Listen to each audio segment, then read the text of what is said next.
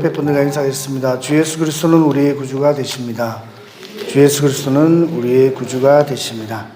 다같이 사소신경 하심으로 9월 11일 월요일 새벽 예배를 하나님 앞에 올려드리겠습니다. 나는 전능하신 아버지 하나님 천지의 창조주를 믿습니다. 나는 그의 유일하신 아들 우리 주 예수 그리스도를 믿습니다. 그는 성령으로 잉태되어 동정녀 마리아에게서 나시고 본디오 빌라도에게 고난을 받아 십자가에 못 박혀 죽으시고 장사된 지 사흘 만에 죽은 자 가운데서 다시 살아나셨으며 하늘에 오르시어 전능하신 아버지 하나님 우편에 앉아 계시다가 거기로부터 살아있는 자와 죽은 자를 심판하러 오십니다. 나는 성령을 믿으며 거룩한 공교회와 성령의 교제, 몸의 부활과 영생을 믿습니다. 아멘. 찬송가 273장 찬양 드리겠습니다.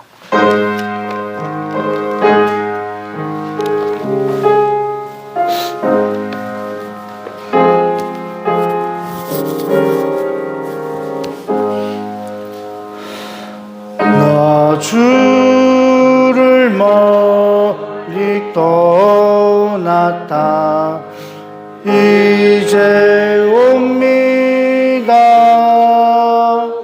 나 죄의 길이 달려 주여 옵니다. 나 이제 왔으니 내 집을 찾아 주여 나를 받으사 맞아주소서. 그 귀한 새 보내고 이제 옵니다.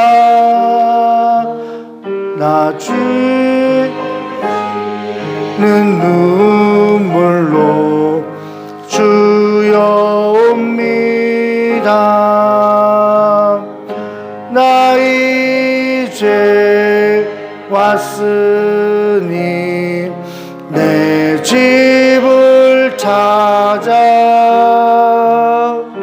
주여 나를 받으사 맞아주소서. 나 죄에 매여 고달파 이제 옵니다. 주 크신 사랑 받고자 주여 옵니다. 나 이제 왔으니 내 집을 찾아 주여 나를 받으사 맞아주소서.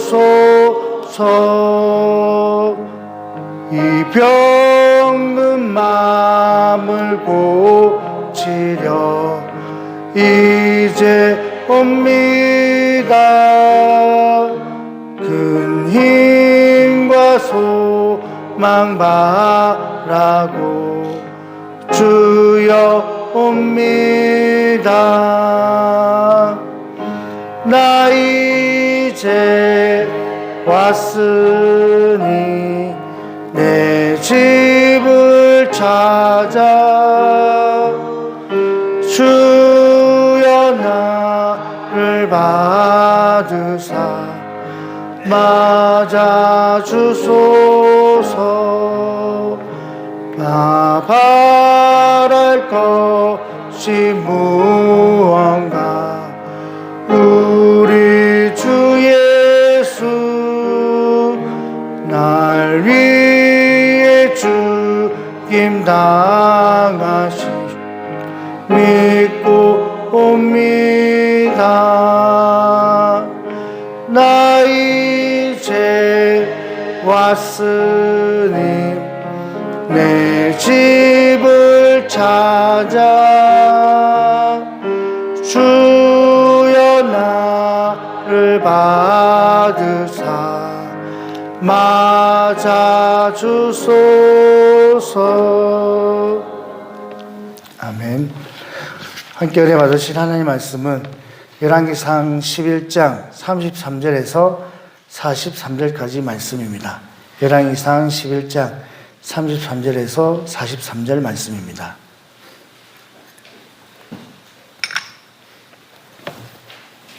한 절씩 교독하겠습니다. 이는 그들이 나를 버리고 시돈 사람의 여신 아스다롯과 모압의 신 그모스와 암몬 자손의 신 밀곰을 경배하며 그의 아버지 다윗이 행한같이 아니하여 내 길로 행하지 아니하며 나 보기에 정직한 일과 내 법도와 내 율례를 지키지 아니함이니라.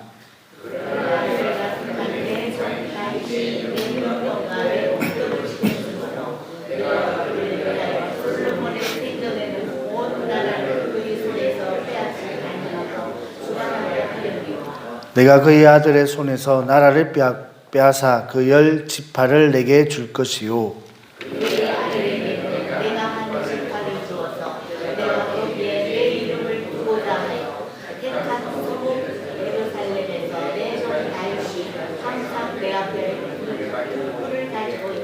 내가 너를 취하리니 너는 내 마음에 원하는 대로 다스려 이스라엘 위에 왕이 되되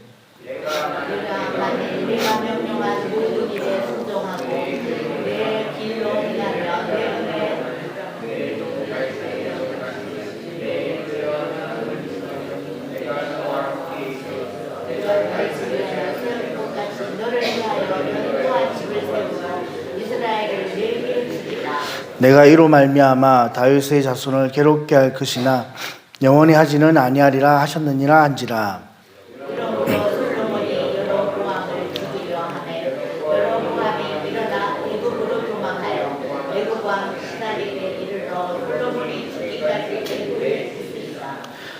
우리 두 절 솔로몬의 남은 사적과 그의 행한 모든 일과 그의 지혜는 솔로몬의 실록에 기록되지 아니하였느냐.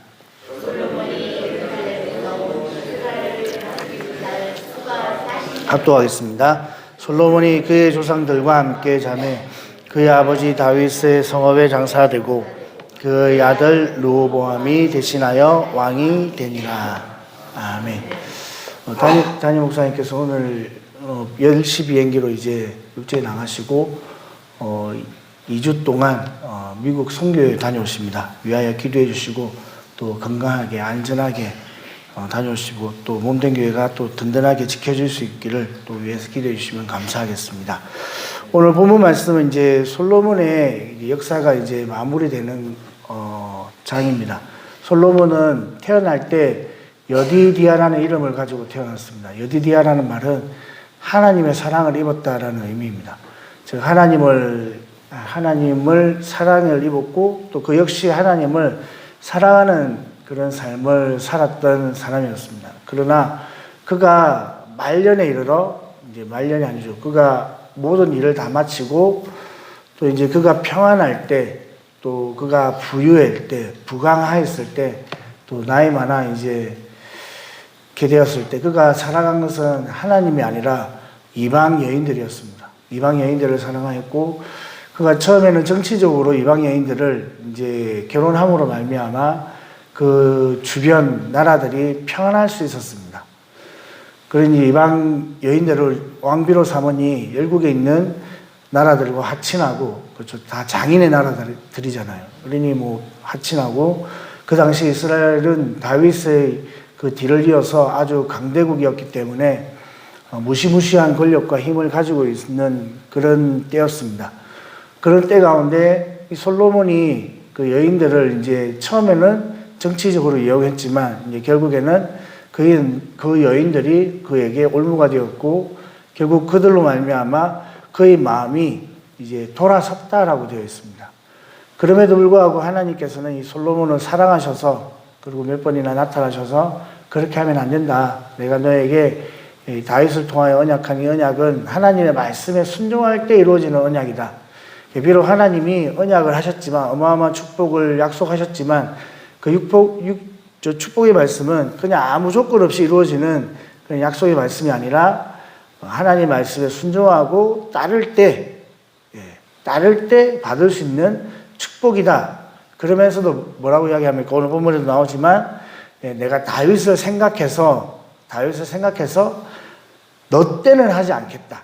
너 때는 하지 않고 너 아들의 때에 내가 이렇게 나라를 나누겠다. 그 가운데 여로보암이라는 이제 용사를 하나님께서 한 명 택하시고 그 사람을 통하여 하나님께서 오늘 본문에 보면 또 다윗에게 약속했던 그런 놀라운 약속을 합니다. 네가 이스라엘을 다스리되 내 계명과 내 율례와 내 법도를 지켜 행하면 내가 너희 나라를 견고하게, 너희 집을 견고하게 영원토록 세우겠다. 이런 축복을 이제 하십니다. 그 축복의 말씀을 이제 아이야라는 선지자를 통해서 이제 들은 여로보암이 이제 대적해서 일어난 것이죠. 그 가운데 솔로몬이 이 사실을 알고 이 여로보암이 자기 나라를 가지게 될 후임이라는 사실을 알고 이 여로보암을 죽이려고 했을 때 여로보암은 솔로몬이 죽기까지 이제 애굽에 가서 피난에 살게 됩니다. 애굽에서 피난에 살다가 솔로몬이 죽은 이에 이제 아들 로보암이 왕이 되었을 때 올라와서 이제 요구를 합니다. 당신의 아버지가 우리를 참 힘들게 했다. 그래 당신이 어떻게 하겠느냐? 그렇게 했을 때 나는 더 힘들게 할 것이다. 그래가지고 이제 여로보암이 우리가 다윗과 무슨 상관이 있느냐, 유다와 무슨 상관이 있느냐 하고 나라가 갈라지게 됩니다. 이 갈라지는 모든 것들이 다 하나님의 어떤 역사이고 또 하나님이 이 솔로몬이 하나님의 말씀대로 살지 않음으로 말미암아 내리신 징계입니다. 그러니 징계였기 때문에 그 징계로 인하여 하나님이 의도하고 또 바라는 것들이 있습니다. 그게 뭐냐면 결국에는 돌아오라는 것입니다. 징계를 내리는 이유는 그렇잖아요. 맞아서 때려서 죽이려고 때리는 부모가 없듯이 요즘에는 하도 부모님들이 애를 때려가지고 죽이는 사건이 막 있으니 강단에서 이런 이야기를 하면 어르신들은 다 이해를 합니다.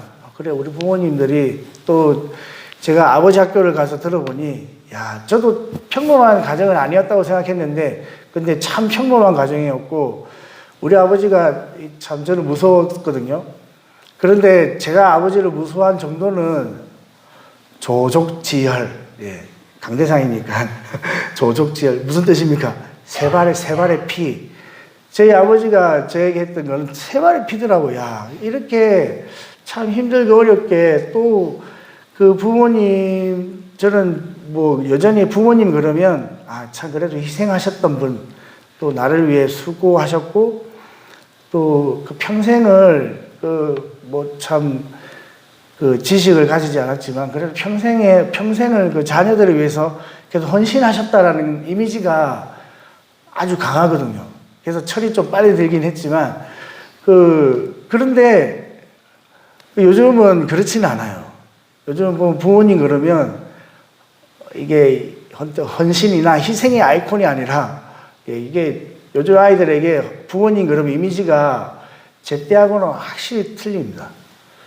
그나마 이제 지금 앉아 계시는 분들은 부모님 그러면 양쪽이 다 아니긴 하더라도 그래도 어머님이나 아버님이나 헌신하고 희생하셨다라는 이제 그런 이미지가 남아 있거든요.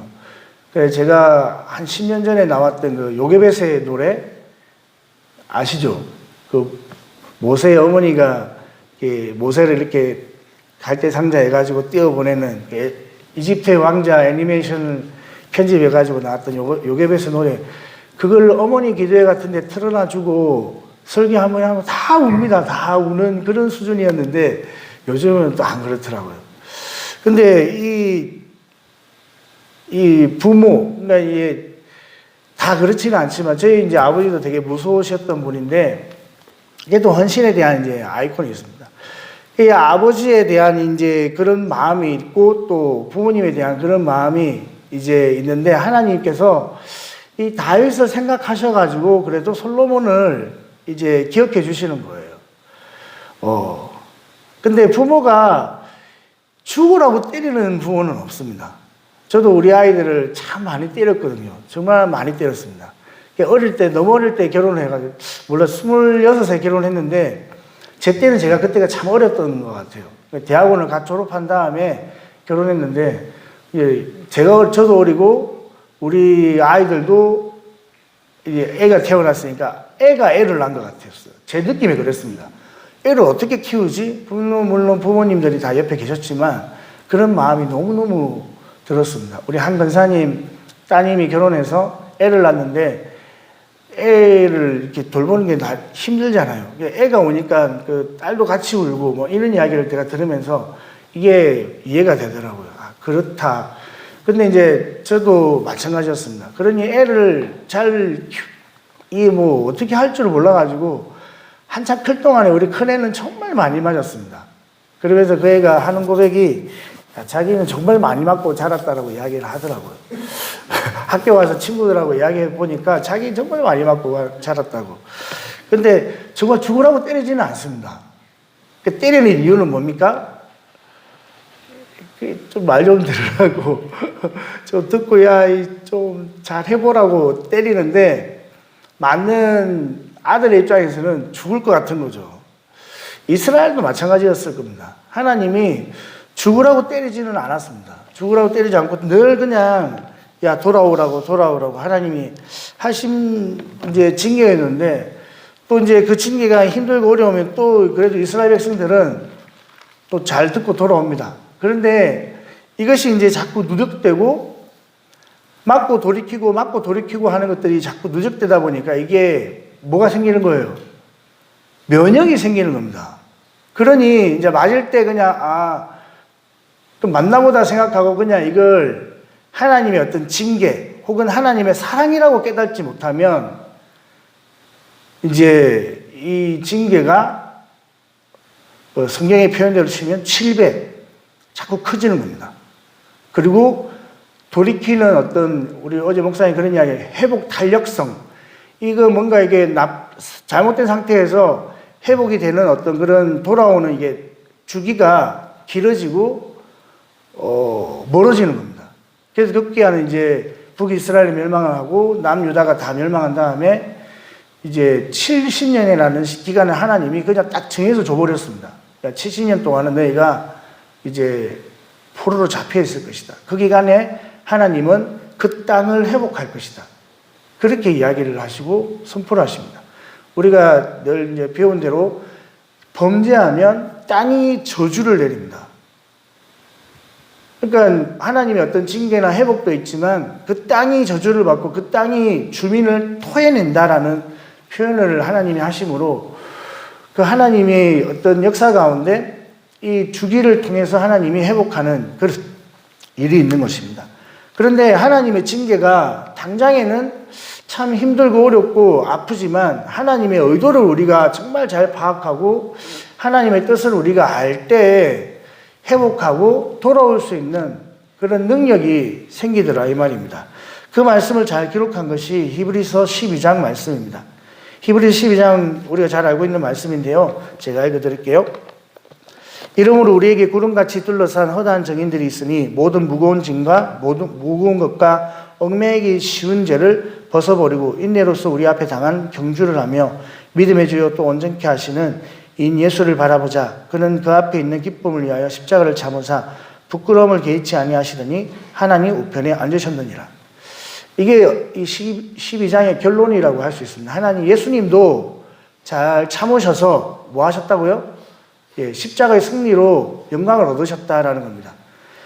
우리에게 무거운 것과 얽매이기 쉬운 죄, 이 무거운 것은 원어로 표현하면 질병 정도 됩니다. 이제 뭐 우리 자아, 죄로 이렇게 이제 해석을 하는데, 그리고 뒤에 해석도 있습니다. 얽매이기 쉬운 죄, 질병, 그리고 죄 이런 것들이 우리를 당기지만, 가로막지만 믿음으로 승리해야 된다. 그러면서 3절에 보면 이렇게 말씀합니다. 너희가 피곤하여 낙심하지 않기 위하여 죄인들이 같이 자기에게 거역한 일을 참으신 일을 생각하라. 우리에게 이런 일들이 있습니다. 힘들고 어려운 일들이 인생 가운데 무수히 있습니다. 무수히. 주님 만나는 그날까지 정말 한순간도 마음을 놓쳐서는 안 되는 일들이 주님 앞에 서는 그날까지도 있을 수 있습니다. 신앙생활까지 잘하다가 정말 잘하신 것 같아요. 잘하시다가 마지막 정말 그 질병으로 힘들어서 이렇게 그 신앙을 돌이키는 사람들이 있더라고요. 보니까. 그런 분들이 있더라고요. 뭐 결론은 그렇죠. 아, 저분이 겉으로는 신앙생활 잘했는데 알고 봤더니 참 알맹이가 없었구나. 이렇게 생각할 수도 있지만, 야, 이 어떤 병고, 이 병환, 이 질병이 너무너무 힘들었구나. 이런 생각도 할 수 있는 겁니다. 너무너무 얼마나 힘들었으면 그 모든 것을 다 포기하고 내려놓을 정도로 힘들었을까라는 생각을 하기는 됩니다. 안타깝죠. 안타까운 일입니다. 그리고 우리의 어떤 믿음과 우리의 신앙 고백을 정말 주님 오시는 그날까지, 만나는 그 순간까지 내려놓을 수 없는 것입니다. 그런데 그렇게 해야 되는데 4절에 보면 너희가 죄와 싸우되 아직 피 흘리기까지 대항하지 아니하였다. 그런데 우리가 하나님 보실 때는 우리가 그렇게 믿음의 싸움을 살아가고 있는데 피 흘리기까지는 싸우지 않고 있다는 거예요. 여러분, 피 흘리기까지 신앙생활을 해보셨습니까? 저는 맞아보니까 피가 나더라고요. 신앙 때문에 맞아보니까 피가 나더라고요. 이 성경을 읽으면서 제가 위로를 받았습니다. 야, 이 피도 흘릴만 하구나. 신앙을 지키려고 막 맞아보고 하니까 피도 나고 터지고 막 하니까, 야, 이게 신앙생활, 우리끼리 하는 게 당연한 거구나라는 생각이 들더라고요. 아, 이렇게까지 해야 되나라고 했다가 이런 구절을 보니까, 야, 신앙생활 하면서 막 맞아가지고 피 터지고 하는 게, 야, 난 그래도 피 흘리기까지 싸우고 있구나라는 그런 마음이 들더라고요. 근데 여러분, 죄를 짓지 않기 위해, 믿음을 지키기 위해, 뭐 실제 피가 아니더라도 피 흘리기까지 싸워보셨냐고요. 죄를 짓지 않기 위해서 진짜 뭐 무릎을, 이 허벅지를 뭐 송곳으로 찔러봤냐 이 말입니다. 뭐 그런 이야기 저도 들은 것 같은데, 가부가 막 찌른다 그러잖아요. 근데 그렇게 해야 된다는 거예요. 우리는 너무 신앙생활을 모르겠어요. 우리 선배님들은 그래도 들어보면 그래도 참 믿음을 지키려고 무단히 애쓴 그런 흔적들을 이제 봅니다. 그리고 또 그런 흔적들이 어디에 이제 나타납니까? 자녀들의 열매로 나타나는 거예요. 그런데 이제 소위 말해 요즘 젊은 분들은 이 신앙생활 참 이렇게 느슨하게 막 이렇게 서핑을 타듯이 그냥 아슬아슬하게 이렇게 신앙생활 하시는 분들이 너무너무 많습니다.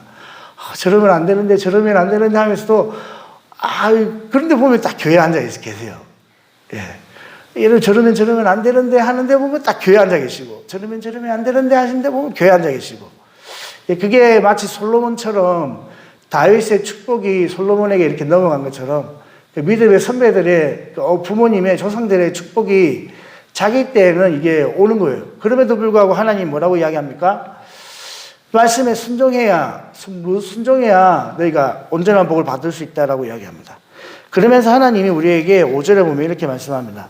또 아들들에게 권하는 것 같이 너희에게 권면하신 말씀도 잊었더라. 일렀으되 내 아들아, 주의 징계하심을 경히 여기지 말며 그에게 꾸지람을 받을 때에 낙심하지 말라.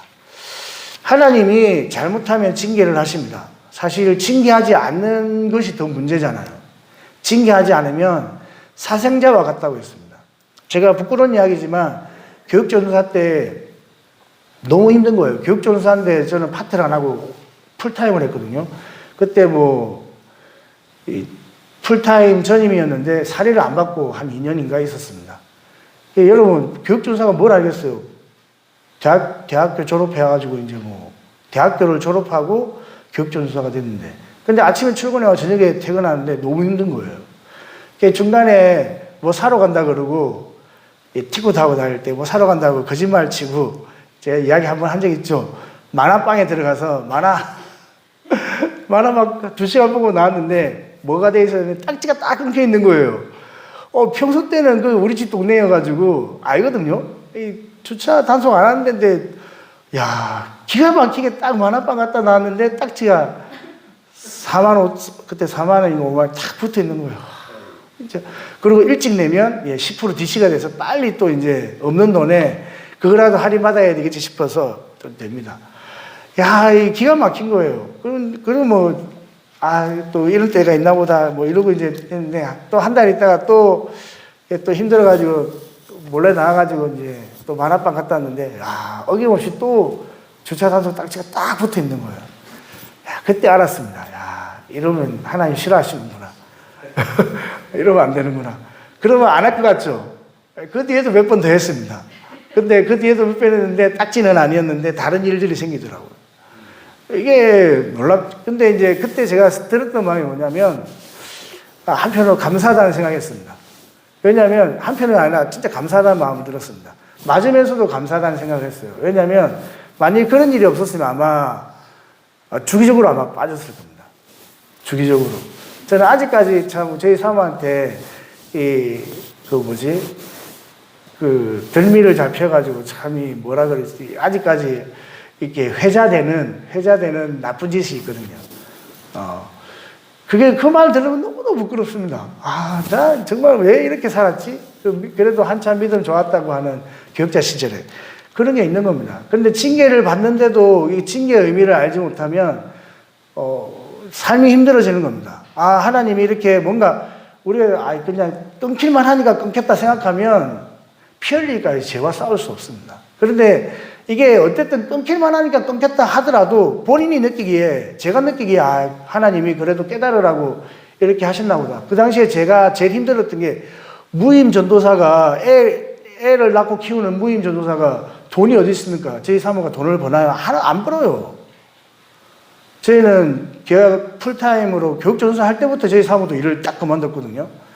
그러니 돈이 어디 있습니까? 한 달에 버는 돈 하나도 없었어요. 저희 이런 옛날 이야기니까 제가 지나갔으니까 하는 말이지만, 저희 처제가 학교 다니면서 조교하면서 벌은 돈으로 저희 애들, 저희 큰애 기저귀 다 사줬습니다. 나머지는 하나님 은혜로. 돈을 안 버는데 돈이 여러분 어디 있습니까? 26살짜리가 돈을 모으면 얼마나 모으겠습니다. 하나도 모은 것도 없고, 돈도 벌지도 않았고, 아르바이트를 해서 한 거라고는 학교 다닐 때 잠깐 해가지고 그냥 피자 사먹고 통닭 사먹으려고 했던 일이고, 없습니다. 그러니 통장에 돈이라고는 하나도 없고, 결혼해가지고 저희 부모님이 한심해 하더라고요. 아무것도 없는데 결혼한다니까 한심해가지고 결혼을 시켜줬는데 돈은 없으니까. 옛날 이야기가 제가 하는 거예요. 지금 이야기 같으면 못하는데 옛날 이야기니까. 근데 그 징계를 하나님의 사랑이라고 받아들이니까 이게 힘들어도 아프지 않는 거예요. 근데 하나님이 이렇게 말씀합니다. 아들을 징계한 같이 내가 징계한다. 그 꾸지람을 듣고 낙심하지 말라는 거예요. 하나님 왜 나를 이렇게 징계하십니까? 왜 나를 힘들게 하십니까? 생각하면 답이 없는 겁니다. 6절을 보면 주께서 그 사랑하는 자를 징계하시고 그가 받으시는 이 아들마다 책찍질 하심이라. 하나님이 사랑하는 자를 징계하신대요. 제가 잠깐 이야기했지만 저는 하나님이 되게 무서운 분이셨습니다. 되게 무서운 분이셨습니까? 아버지보다 더 무서운 분이 하나님이라는 사실을 저한테 알려주셨어요. 그러니 내 말 들으라는 거예요. 그러니 부모에 가서 예수 믿는다라고 정확하게 고백하라고 하나님 저한테 이야기를 하셨습니다. 그런데 하나님이 나를 사랑하니까 징계한다라는 말이 이게 너무너무 감사한 거예요. 나를 사랑하니까 때리시는구나. 나를 사랑하니까 징계하시는구나. 7절에 보면 너희가 참음은 징계를 받기 위함이 아니라 하나님이 아들과 같이 너희를 대우하시냐니 어찌 아버지가 징계하지 않는 아들이 있으리요. 징계는 다 받는 것이거늘 너희에게 없으면 사생자요 친아들이 아니니라. 징계가 없으면 버리는 자라는 겁니다. 우리 삶 가운데 우리 이번 주일에도 우리 아이들에게 이야기했지만 압니다. 내가 이렇게 살면 안 된다는 것. 내가 이렇게 사는 것이 신앙적으로 참 내가 너무 좀 안일하게 살고 있지 않나? 이 신앙의 열심을 주일에 한 번 예배드리고 내가 무슨 신앙을 지키지라는 생각을 하셔야 되는데 그런 생각을 못하면 이게 문제가 있는 겁니다. 그런데 그럼에도 불구하고 삶이 너무 평안한 것 같아. 좋은 일은 없지만 안 좋은 일도 없어. 그런 거 이해되나요? 좋은 일은 없지만 안 좋은 일도 없어. 그냥 날마다 똑같아. 이게 하나님이 베풀으시는 은혜도 없고, 또 뭔가 내가 이렇게 실수하고 잘못하고 범죄했는데도 아무 그게 없어. 이러면 진짜 문제인 겁니다. 이게 제일 뭐 우리가 그나마 뭐 자기를 이렇게 뭐 찌르고 막 이렇게 해주는 것도 관심이라고, 그거라도 있으니까 다행이라고 하는 사람들도 있는데, 진짜 무관심이 가장 무서운, 그런 거 있잖아요. 막 인터넷 글 올렸는데 무풀이 가장 무서운, 뭐라고. 아무 댓글이 없으면 그게 더 무서운 겁니다. 뭐라도 악플이라도 달려야, 이게 그래도 반응이 있는 건데, 아무 반응이 없으면, 하나님의 반응이 아무것도 없으면 이게 더 무서운 겁니다. 왜? 버리운 자라는 거예요. 버리운 자. 마귀도 포기하고 하나님도 포기하고. 하나님이 포기하시니까 마귀는 뭐예요? 당연히 포기하는 거예요. 왜? 이건 뭐 놔둬봐야 다 이건 내 새끼 내 밥이니까 그냥 신경 안 써도 되는 겁니다. 저렇게 살아가면 딱 그냥 하나님의 뭐 그냥 사생자고, 저를 딱 놔둬도 그냥 이게 내 밥이니까 손댈 필요가 없는 겁니다. 건드려서 내 밥이 될 것 같고, 또 저걸 내 밥으로 만들어야 될 것 같은 사람만 사탄이 공격하지, 딱 봐도 그냥 내 밥은 뭐하러 공격하겠습니까? 아무것도 안 해도 그냥 자기 발로 죄지러 가고, 자기 발로 나쁜 짓 하고, 자기 발로 원망불평하고, 그러면 사탄도 가만 놔둡니다. 왜?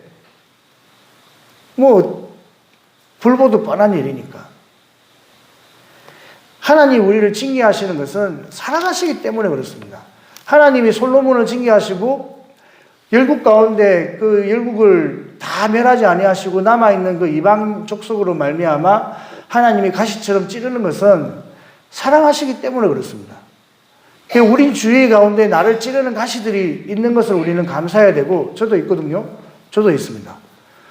뭐 잘못하면 탁 찌르는 가시가 있습니다. 근데 그거 볼 때마다 하나님 없애주십시오 라는 기도를 하지만, 그거로 말미암아 진짜 내 신앙을 돌아보고 나를 돌이키는 놀라운 은혜가 되는 겁니다. 그런데 그것이 없으면 사생자고 버리운 자라는 겁니다. 오늘 우리가 이 짧은 본문 말씀을 통해서 우리가 깨달아야 될 것은, 하나님이 사랑하는 자를 징계하시고, 또 징계하시는 이유는 돌이키라고 징계하신다는 것.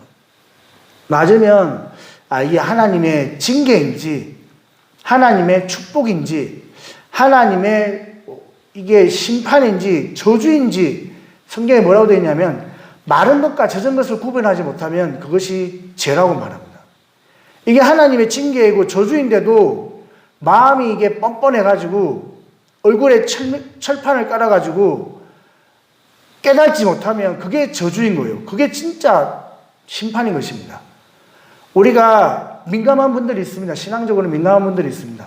근데 뭐 그렇게까지는 하지 않더라도 그래도 내 삶에 일어나는 변화들과 내 삶에 일어나는 현상들을 보고, 이것이 하나님이 주시는 사인, 하나님이 주시는 축복, 하나님이 주시는 어떤 명령, 순종해야 될 명령, 하나님이 주시는 어떤 징계, 어떤 하나님의 어떤 회초리, 이런 것들을 우리가 민감하게 받아들이고 캐치할 수 있어야 되고, 그렇게 해야 신앙생활을 할 수 있는 것입니다. 그런데 그렇게 할 수 있는 것조차도 사실 하나님의 은혜이고, 또 이렇게 새벽에 깨어있고 하나님의 말씀을 들어야 가능한 것입니다. 눈 막고 귀 닫고 신앙생활하면 하나님이 응답을 줘도 응답인지도 모르고, 하나님이 축복을 갖다 줘도 축복인지도 모릅니다. 하나님이 축복을 주려고 기회를 줘도 그것이 기회인지도 모르고 그냥 놓치게 되고 지나치게 되는 일들이 생기게 되는 것입니다. 그래서 신앙생활은 이렇게 해야 되는 겁니다. 힘들어도 나와서 기도하고, 좀 귀찮아도 말씀을 보고, 또 시간이 된다면 또 훌륭한 목사님들의 말씀도 듣고, 또 뭐 여러분들에게 더 많은 말씀을 들으라기보다는 새벽마다 이렇게 있는 말씀을 듣고, 또 시간이 되면 주일날 하셨던 목사님 말씀을 또 한 번 더 들으면서 여러분들의 삶을, 이 한 주간은 그 주일 말씀을 내가 어떻게 듣고 어떻게 적응할 것인가에 대한 생각만 해도 여러분들은 100점짜리 신앙생활을 할 수 있습니다. 왜? 하나님이 그 주간에 내가 붙들고 살아야 될 말씀을 한 주간에 담임 목사님 말씀을 통해서 주시는 것이기 때문에 그렇습니다. 그러면 다른 말씀 안 들어도 그 주일 말씀만 여러분들이 묵상하고 이때 묵상하고 상고하고 그 말씀을 지키려고 노력만 해도 여러분 삶이 얼마나 풍성해지고 얼마나 변화가 있고 얼마나 놀라운 일들이 일어나게 될 것은 뭐 불을 보듯 뻔한 것입니다. 이제 우리 상공부가 다 마치고 난 다음에 이렇게 간증문은 어제까지 이제 다 이렇게 소감문을 발표했거든요. 다 비슷합니다. 그 삶의 변화가 뭐냐? 참 이게 숙제하는 것이 처음에는 힘들어가지고 목사님 너무너무 힘들어 이거 안 하면 안 돼요. 그래서 제가 뭐 요령껏 그냥 구절 적어 오라 그러고 제목만 적어 오라 그러고 했지만 근데 그걸 견디고 하다 보니까 결국엔 누가 유익이 생기냐면 본인에게 유익이 생기는 겁니다. 말씀을 보는 마음이 생기고 또 말씀을 그걸 요약하려니까 말씀을 한 번 읽고 되나요? 요약이? 2번, 3번 읽다 보니까 그 한 번 요약하는데 뭐 쓰는 것까지 포함하면 5번을 읽는 것 같은 효과가 나타나는 겁니다.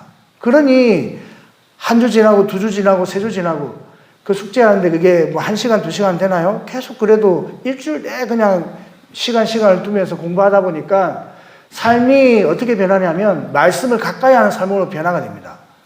그리고 기도하는 습관적으로 우리 청년들이 감정을 들어보니까 더 기도하게 되었다고. 우리도 마찬가지입니다. 기도하게 되고 말씀을 가까이 하게 되고 또 그 말씀을 가까이 하다 보니까 하나님의 말씀이 귀에 들리고 눈에 보이고 심령 가운데 들어오게 되는 그런 은혜들이 불과 석 달 했는데도 오게 되는 겁니다. 그런데 날마다 말씀을 묵상하고 기도하고 또 그 말씀대로 살려고 몸부림치면 하나님이 우리 삶 가운데 어마어마한 복을 주시고 또 삶의 변화가 일어나는 것은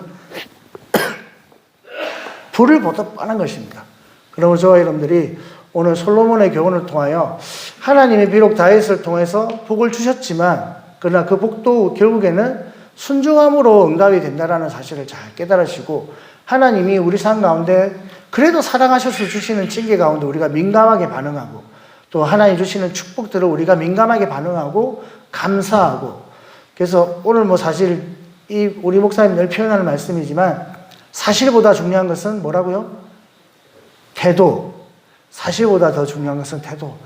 환난과 고난과 핍박과 어려움, 질병과 고난 또 여러분의 삶이 평안하다 할지라도 그것을 안주하는 것이 아니라 무너지는 것이 아니라 사실 태도 뭡니까? 여전히 하나님의 말씀에 순종하고 예배하고 하나님을 높이는 그런 삶을 살아가는 것이 우리 삶의 진정한 축복이라는 사실을 잘 깨달으셔서 오늘 하루도 믿음으로 승리하는 저와 여러분들 다 될 수 있기를 주님의 이름으로 축복합니다. 하나님 감사합니다. 이 다윗의 축복이 솔로몬으로 이어졌지만 솔로몬이 그 축복을 유지하지 못하고 결국에는 믿음에서 떠나게 된 모습들을 보며 참 하나님의 약속의 말씀이 비록 우리 앞에 있다 할지라도 그것이 다 이루어지는 것이 아니라 우리가 순종함으로 그것을 선택해야 된다는 사실을 깨닫게 됩니다. 하나님, 그럼에도 불구하고 하나님이 사랑하셔서 그들을 징계하셨을 때 하나님 우리도 우리 삶 가운데 나타나는 하나님의 역사와 하나님의 징계와 하나님의 축복을 하나님 우리가 잘 감지하고 캐치하여 하나님의 뜻을 깨닫고 하나님 우리를 사랑하신 것을 깨달아 아버지 하나님 기도하며 무릎 꿇고 순종할 수 있는 그런 복 있는 삶을 살아갈 수 있도록 주님 축복하여 주시옵소서. 감사드렸고 예수님의 이름으로 기도드리옵나이다. 아멘. 하늘에 계신 우리 아버지의 이름을 거룩하게 하시며 아버지의 나라가 오게 하시며 아버지의 뜻이 하늘에서와 같이 땅에서도 이루어지게 하소서. 오늘 우리에게 일용할 양식을 주시고 우리가 우리에게 잘못한 사람을 용서하여 준 것 같이 우리 죄를 용서하여 주시고 우리를 시험에 빠지지 않게 하시고 악에서 구하소서. 나라와 권능과 영광이 영원히 아버지의 것입니다. 아멘. 앞에 시계가 꺼져가지고 제가 시간을 잘 못 봐서 죄송합니다. 목사를 위해서 꼭 기도해 주시고 또 교회를 하나님께서 든든하게 지켜주시기를 목사님 오시는 그날까지 기도해 주시면 감사하겠습니다. 우리 주님 이름 세 번 부르고 가지고 나온 기도 제목 가지고 합심해서 기도하겠습니다. 주여 주여 주여 할렐루야. 좋으신 아버지 하나님 감사합니다. 오늘도 아버지 우리를